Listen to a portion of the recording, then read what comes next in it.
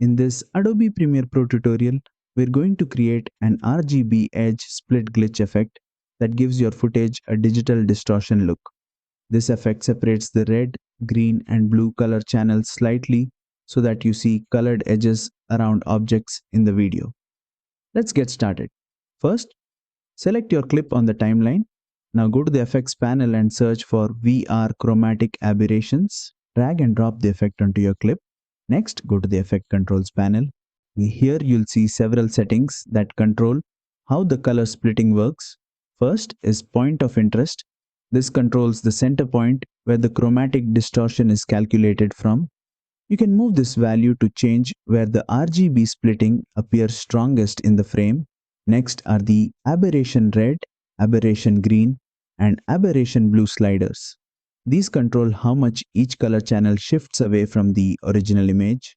If you increase these values, you'll start seeing the red, the green, and blue edges separating from each other. This creates the classic RGB split glitch effect. You can experiment with positive and negative values to push the colors in different directions. Next is falloff distance. This controls how gradually the effect spreads from the center outward. Lower values make the effect appear closer to the center, while higher values spread the color separation more across the frame. Finally, you'll see the falloff invert option. If you enable this, the effect will behave in the opposite direction, affecting the center more than the outer edges.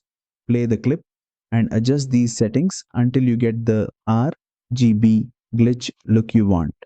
This effect is commonly used in glitch edits, gaming videos, futuristic visuals, and stylized music videos. And that's it. You've successfully created an RGB edge split glitch effect in Adobe Premiere Pro.